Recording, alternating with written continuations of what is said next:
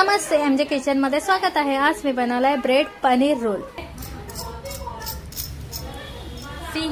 ही recipe मी कशी बनवली आहे मी ही दाखवणार। ही रेसिपी खूपच सोपी आहे बनवायला, खूप इझी आणि खूप टेस्टी आहे।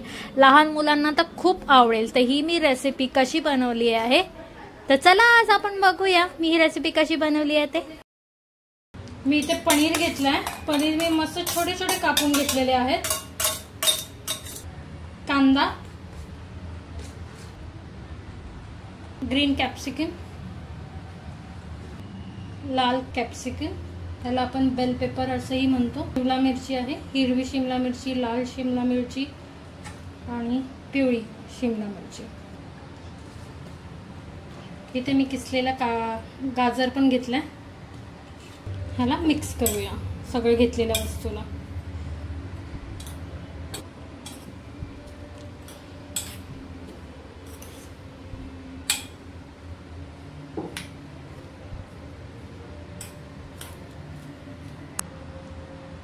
मी इथे तंदुरी सॉस टाकते। तुम्ही इथे मेयोनीज टाकू शकता, तुमचा जो आवडता मेयोनीज आहे किंवा सॉस आहे तो टाकू शकता। मी इथे तंदुरी सॉस टाकते। इथे मी हा विन ग्रीन फार्मचा तंदुरी सॉस घेतलाय। थोडा चटपटीत लागायला मी इथे मस्टर्ड सॉस पण घेतलाय थोडासाच, आणि विबाचा पेरी पेरी सॉस।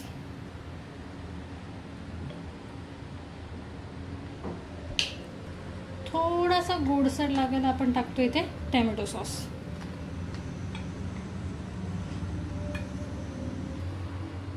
आणि थोडंसं किसलेला चीज।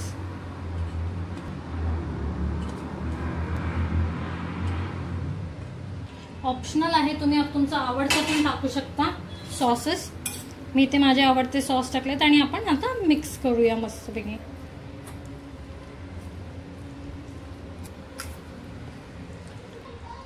तर आपला हा मिक्सचर रेडी झालेला आहे। ठीक आहे, इथे मी घेतलाय नो मैदा मल्टीग्रेन ब्रेड। तुम्ही साधा ब्रेड पण घेऊ शकता। इथे आपण थोडासा फ्लॅट करूया लाटून। ह्याला जरा आपण मस्त फ्लॅट करून घेऊया।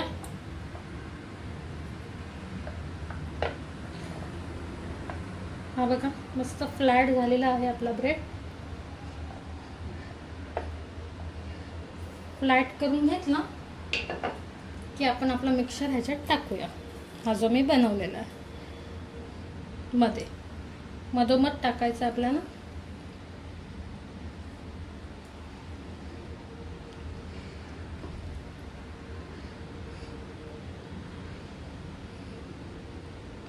आपण थोडंसं चीज टाकूया ह्याच्यावरती। आपण ऑलरेडी थोडं चीज टाकलं होतं आतमध्ये मिक्सचरमध्ये, आणि वरूनही टाकूया।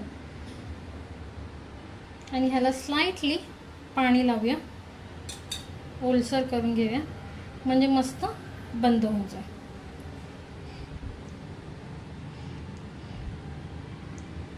हे आपले असे रोल बनवून घेऊया। ठीक आहे, तर आपण आपले बाकीचे पण असे रोल्स बनवून घेऊया। इथे मी 180 डिग्री 2 मिनिटासाठी प्रीहीट करायला ठेवलेलं आहे। हा हे बघा मी लावून ठेवलेले आहेत आपले एअर फ्रायर मध्ये। आता ह्याच्यावर मी जस्ट तेल करते, म्हणजे मस्त क्रंच येईल त्याला। तुम्ही बटरही लावू शकता। मी जस्ट एक नॉर्मल ऑइलचा लेयर लावते।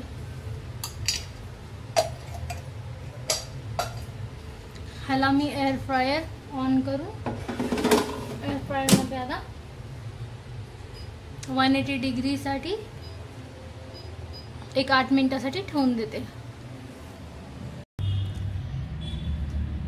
आपला ब्रेड पनीर रोल रेडी झालेला आहे। See crunch, see the feeling.